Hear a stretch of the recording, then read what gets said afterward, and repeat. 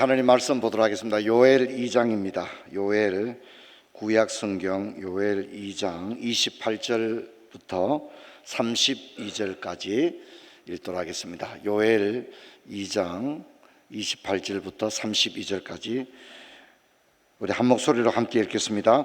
그 후에 내가 내 영을 만민에게 부어주리니 너희 자녀들이 장래일을 말할 것이며 너희 늙은이는 꿈을 꾸며 너희 젊은이는 이상을 볼 것이며 그때 내가 또 내 영을 남종과 여종에게 부어줄 것이며 내가 이적을 하늘과 땅에 베풀리니 곧 피와 불과 연기 기둥이라.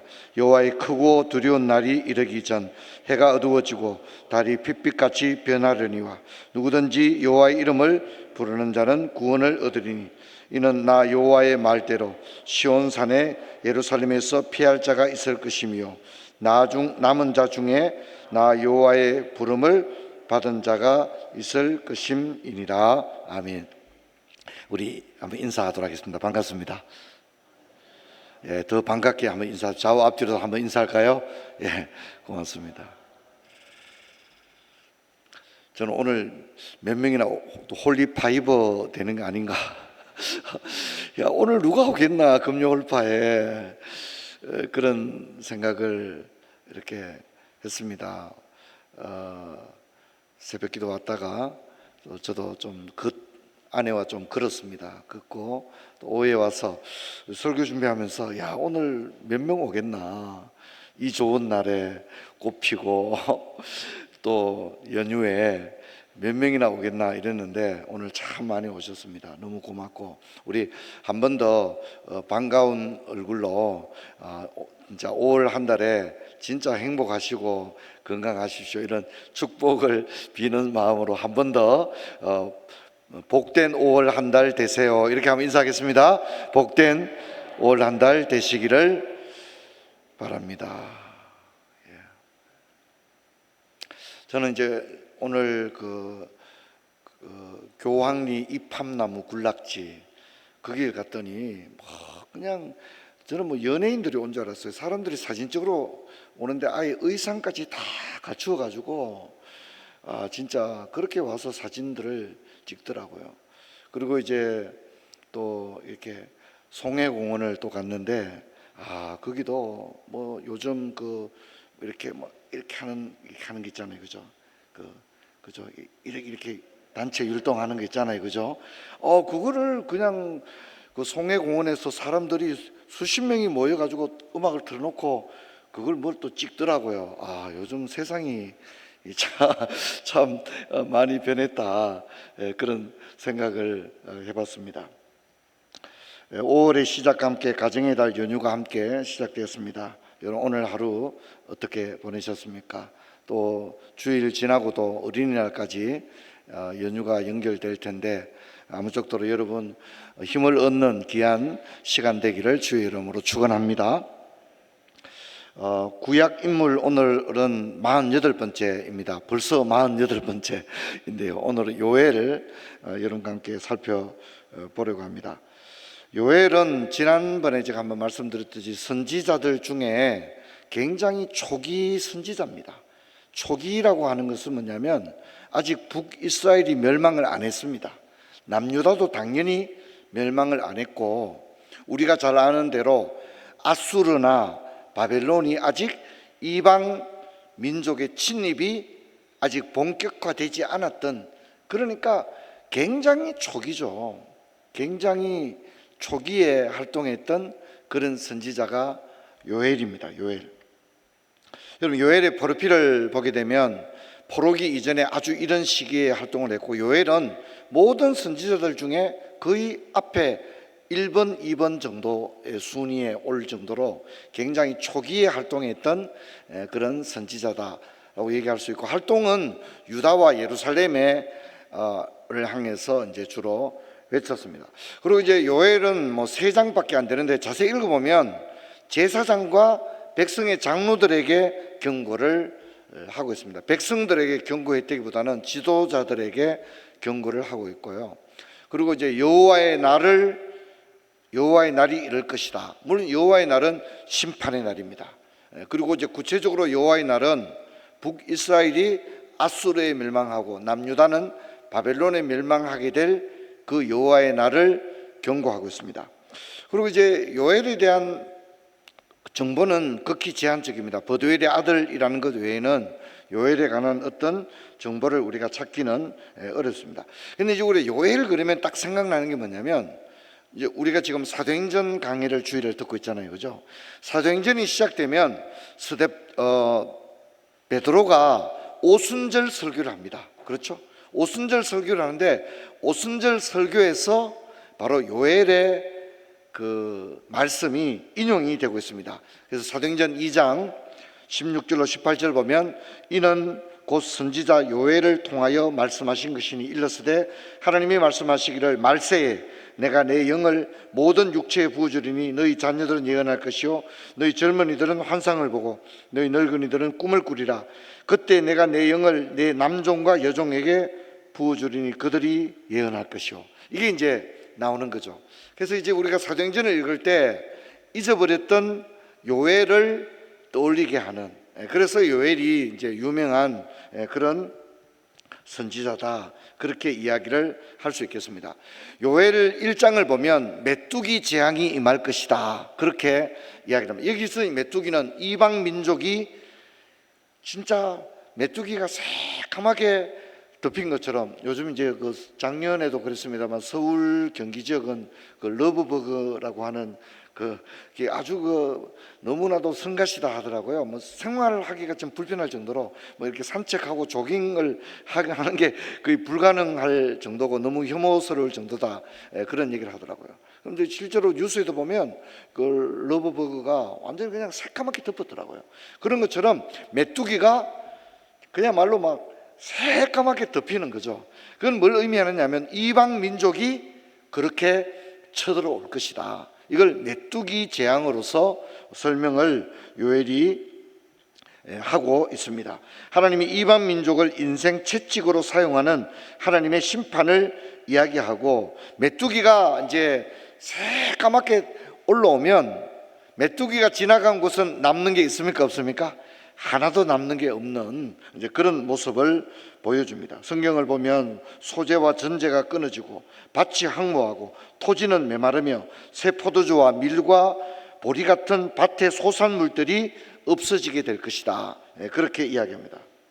그래서 이제 요엘은 제사장들에게 슬피 울어라, 그렇게 말하고요, 백성의 장로들에게는 성전에 올라가서 부르짖을지어다, 그렇게 이야기를 하고 있습니다. 이미 말씀드린 대로 이 메뚜기 재앙은 앗수르와 바벨론의 북이스라엘과 남유다를 침공하는 것을 이야기하고 있는 것입니다.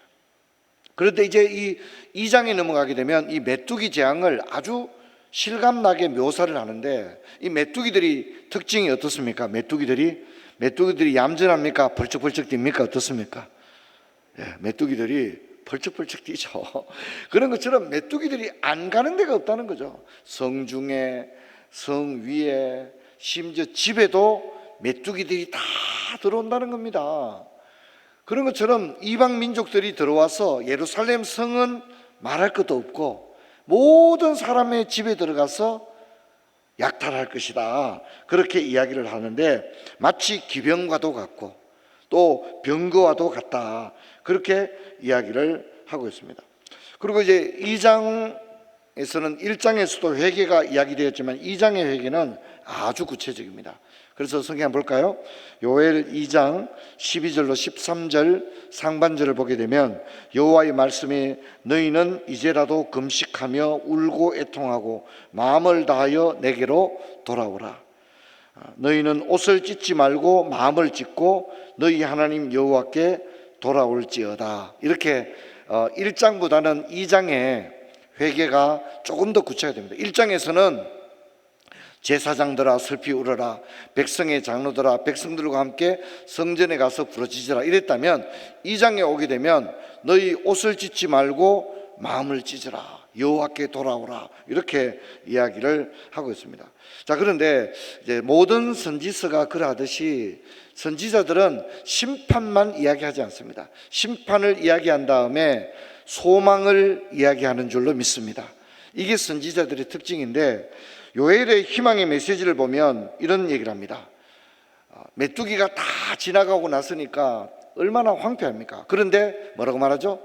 이제 너희를 위하여 이른 비와 늦은 비와 이런 것들을 적당하게 내려줄 것이다. 이른 비와 늦은 비가 내린다는 것은 뭐가 회복되는 겁니까? 땅의 밭의 소산이 회복되는 것을 의미합니다. 자, 근데 우리가 여기서 기억할 것은 뭐냐면 하나님은 우리의 연약함을 아신다는 거죠. 그래서 영적인 은혜를 주시지만 영적인 은혜와 함께 먼저 무엇을 우리에게 회복시켜 준다고요? 육체적인 것들, 육신적인 것들을 먼저 회복시켜 주시는 줄로 믿습니다. 그래서 성경에 보면 늘 그렇습니다. 여러분, 예수님께서도 제자들이 먹을 것이 없을 때 금식해라 그렇게 하지 않습니다. 그렇죠? 제자들에게 먹을 것을 주시는 겁니다. 제자들이 밤이 맞도록 고기를 잡고 기진맥진에 있을 때 해변에서 주님은 뭘 준비하셨죠? 큐티 준비를 하신 게 아니고 아침 식사를 준비를 하셨습니다. 생선을 굽고 이렇게 제자들의 조반을 먹으라, 먼저 너희들이 조반을 먹으라 그렇게 했습니다. 예수님, 저는 이제 예수님을 보면 예수님 너무 인자하신 것 같아요. 제자들을 보고도 제자들이 너무 힘드니까 밥 먹을 시간도 없었습니다. 그래서 제자들 보고 뭐라 합니까? 먼저 건너가라. 제자들이 너무 지쳐 있는 거예요. 그러니까 너희들 먼저 건너가라 그렇게 합니다. 그리고 또 제자들이 너무 힘들어하니까 어떻게 합니까? 따로 한적한 곳에 가서 잠깐 쉬어라. 예수님이 그렇게 하시는 거죠. 오늘 요엘의 희망의 메시지도 보면 메뚜기 떼가 올라와서 모든 것을 다 가져가 버렸지 않습니까? 그래서 우리가 이스라엘 백성들이 보면 추수를 할 때 막 내놓고 추수를 합니까? 숨어서 추수합니까? 숨어서 추수하죠. 블레셋이 올라와서 추수했는 걸 다 가져가 버리니까 몰래 숨어서 추수를 하는 겁니다. 그게 이스라엘의 모습인 거죠. 하나님은 우리의 그런 모습을 아시는 겁니다. 우리가 약할 때, 연약할 때 우리의 연약함을 주님은 긍휼히 여기시는 주님이십니다. 그래서 먼저 우리를 배불리게 하고 또 우리를 좀 위로해 주시고 그렇게 하고 난 다음에 내 영을 만민에게 부어줄 것이다. 영적인 복을 주는 겁니다. 그래서 1번이 육적인 회복이라면 2번은 영적인 회복입니다. 이렇게 영과 육이 균형되게 회복되고 나면 세 번째 뭡니까? 진정한 영혼의 구원으로 나가게 되는데 누구든지 여호와의 이름을 부르는 자는 구원을 얻게 될 것이다. 그렇게 이야기합니다. 여러분, 하나님은 우리들에게도 그런 은혜를 베풀어 주실 줄로 믿습니다. 자, 그런데 여러분, 이게 참 좋은 얘기 아닙니까? 이른 비를 주시고 늦은 비를 주시고 또 영을 만민에게 부어주시고 여호와의 이름을 부르는 자는 구원을 얻고, 여러분, 요엘이 희망의 메시지를 주는데 여러분, 그런데 이런 희망에는 한 가지 전제가 있습니다. 우리 한번 따라합시다. 참된 회개. 참된 회개가 있은 다음에 이런 희망을 주신다는 것을 잊지를 말아야 됩니다. 요즘 이제 우리가 새벽 기도 때 살펴보고 있는 말씀 같은 경우에도 그 다윗이 하나님 앞에 죄를 짓거든요. 그래서 인구조사를 합니다. 그래서 부하들이 하나님 앞에 인구조사하는 거 하나님 기뻐하지 않는 것 같습니다. 충고를 했는데도 다윗이 인구조사를 강행합니다. 그래서 어떻게 됩니까? 큰 심판을 받게 되죠. 3일 동안 전염병이 이스라엘에 창궐하게 되는 거예요. 그때 이제 다윗이 뉘우칩니다. 내가 어리석었다. 내가 미련했다. 하나님께 죄를 지었다. 그렇게 회개했습니다. 그런데 이미 하나님의 심판이 시작됐습니다. 우리 성도님들이 기억해야 되는 게 뭐냐면 죄 지으면 회개하면 된다. 맞습니까? 틀렸습니까? 맞죠. 하지만 여러분, 그것만 가르치면 큰일 납니다. 죄를 지으면 우리가 회개하면 하나님이 우리 죄를 용서해 줄 줄로 믿습니다. 그러나 죄의 형벌은 받아야 된다는 사실을 잊으면 안 됩니다. 다윗이 밧세바를 범했을 때 회개했습니까? 안 했습니까? 회개했죠. 그리고 하나님이 다윗의 회개를 받아줬어요. 하지만 다윗은 형벌을 면제받은 것은 아니라는 점을 잊으면 안 됩니다. 다윗이 회개했는데 회개해도 벌 받았습니다. 다윗의 집에 칼이 떠날 날이 없었다, 성경에 그렇게 말합니다. 칼이 떠날 날이 없는 거예요. 다윗이 또 어떻습니까? 인구조사했습니다. 회개했습니까? 안 했습니까? 회개했습니다. 갓 선지자에게 회개했습니다. 내가 잘못했다고 하나님께 회개했습니다. 그러면 하나님이 다윗의 회개를 받아줬어요. 하지만 다윗이 그 범죄로 인하여 형벌을 받습니까? 안 받습니까? 받습니다. 형벌을 받습니다. 3일 동안 전염병이 단에서부터 브엘세바까지 창궐했는데 7만 명이 죽었습니다. 다윗이 너무너무 마음이 아팠어요. 그래서 막 울면서 회개합니다. 그리고 뭐라 합니까? 나중에 하나님, 차라리 우리 식구들을 다 죽여주십시오. 우리 아버지의 집안을 다 죽이십시오. 우리 백성들이, 저 죄 없는 백성들이 지도자의 잘못 때문에, 저들이 무슨 죄가 있습니까? 저 죄 없는 백성들이 전염병으로 막 죽어나가는데, 다윗이 너무너무 자기 잘못이잖아요. 지도자 잘못이잖아요. 얼마나 마음이 아팠으면 다윗이 뭐랍니까? 하나님, 나와 내 아버지 집을 치십시오. 차라리 나와 내 아버지 집을 전염병으로 다 차라리 죽겠습니다. 그렇게 했습니다. 성난 하나님의 천사가 전염병을 막 이렇게 오는 중에 어디서 전염병이 멈춥니까? 예, 아라우나의 타작마당에서 천사가 탁 스탑을 합니다. 하나님께서 스탑, 멈추라 합니다. 그랬을 때 다윗이 아라우나의 타작마당을 돈 주고 사고 거기서 번제와 화목제를 드립니다. 번제와 화목. 근데 아라우나가 그 타작마당이라든가 이런 걸 공짜로 준다 그랬는데 다윗이 돈 주고 삽니다. 회개하는데 매입이 안 되는 거예요. 하나님 앞에 돈 주고 아라우나의 타작마당을 사고 그 집에 소도 사고 땔감도 사고, 그래서 번제와 화목제를 드렸습니다. 그리고 나중에 그 아라우나의 타작마당은 솔로몬이 거기에 여호와의 성전을 짓게 된 줄로 믿습니다.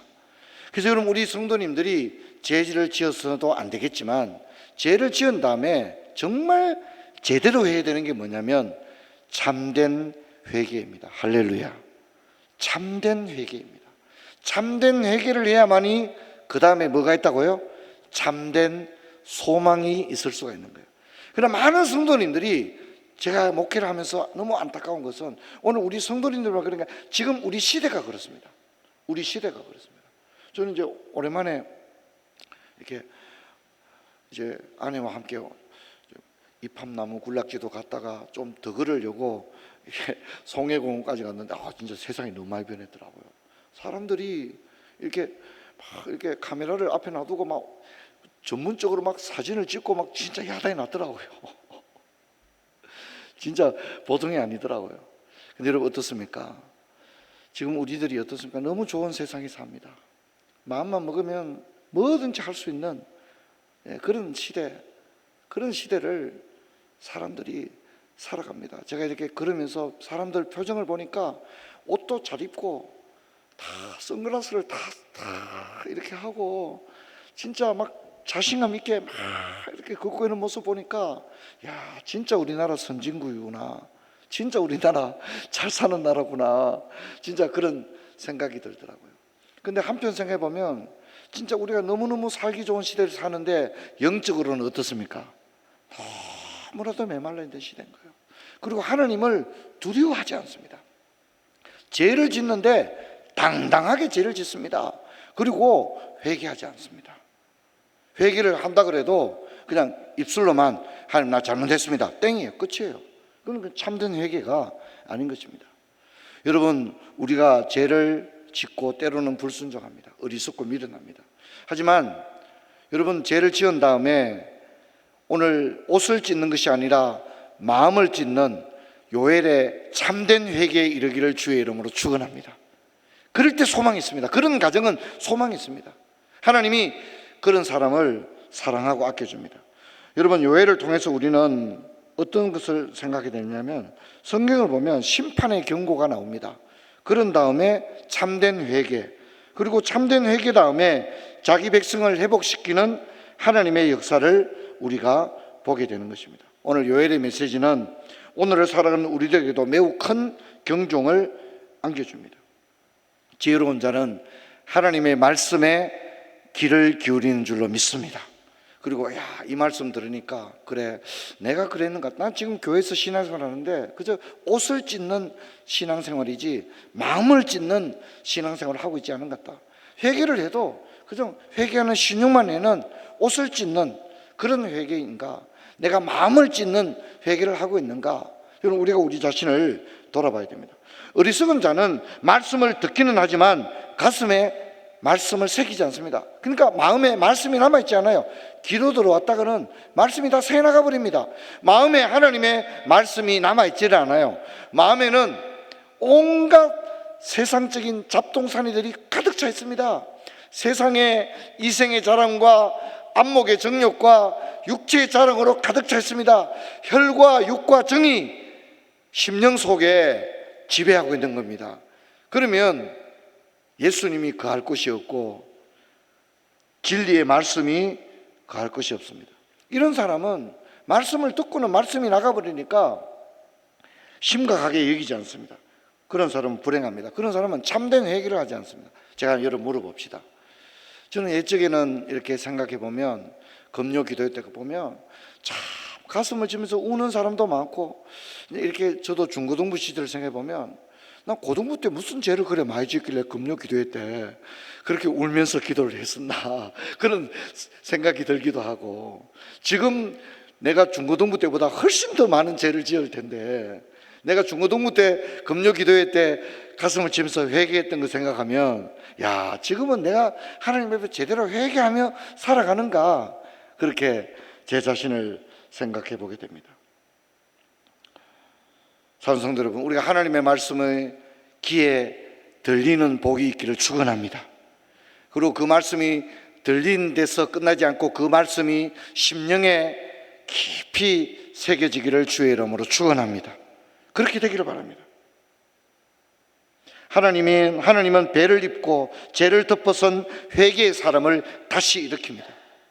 그러면 가정도 때로는 몰락할 때가 있거든요. 사업이 실패하고 자녀 문제가 처참하게 실패할 때가 있거든요.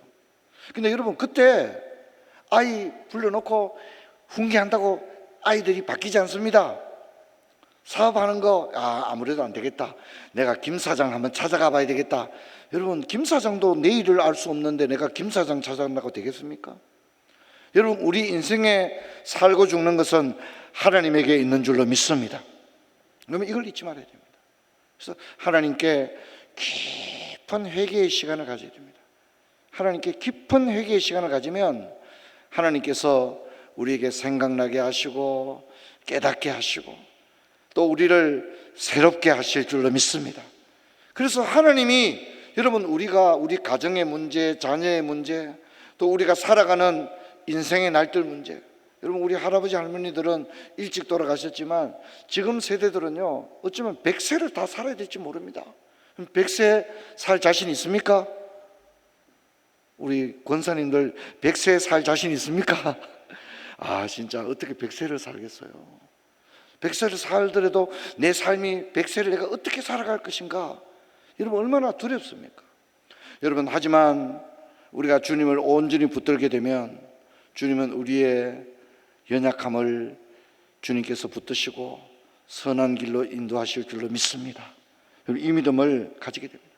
그래서 우리 교회도 왔다가 기도를 깊이 있게 하지 못하더라도 때로는 한 번씩 주중에 교회 오게 되면 우리 예배당문은 언제나 열려 있거든요. 저도 이제 교회 왔다가 이렇게 계단을 걸어서 내려와서 본당에 문이 열려 있어요. 이렇게 뒤에서 이렇게 보면 성도님들이 이렇게 기도하고 있어요. 기도하고. 참 너무 좋은 것 같아요. 조용히 기도하는 거. 어떻게 하면 내가 하나님 앞에 하다못해 한 30분이라도 하나님 앞에 조용히 기도할 수 있는 그런 시간, 하나님의 존전에 나가서 은혜의 보좌 앞에 나가서 내 모든 문제를 내어놓고 하나님께 기도할 수 있는 그 한 시간, 여러분, 그 시간이 너무나도 소중할 줄로 믿습니다. 근데 여러분, 우리가 얼마나 바쁩니까? 그런데 바쁜 데서 시간을 떼내어서 주님과 함께하는 시간을 만들게 되기를 주의 이름으로 축원합니다. 근데 그렇지 않습니다. 많은 사람들이 시간을 그냥 자신을 위해서는 다 사용하면서 정작에 주님과 만나는 그 고요한 주님과의 시간, 그것을 가지지를 못하는 거예요. 사랑하는 성도, 말씀을 맺고자 합니다. 성경은 하나님이 얼마나 참된 회개를 기다리고 계신지를 알고 있습니다. 이스라엘 백성들이 참된 회개를 했을 때 여러분, 하나님의 놀라운 은혜가 임한 줄로 믿습니다. 오늘 밤에도 그런 역사가 저와 여러분에게 있기를 주의 이름으로 축원합니다. 우리 오늘 힘있게 함께 찬양하고 기도하고 돌아갈 텐데, 우리 자리에서 한번 다 일어나셔서 우리 신나게 박수 치면서 한번 찬양하고, 특별히 우리 가정을 위해서 함께 기도하는 시간을 가질 수 있도록 그렇게 하겠습니다.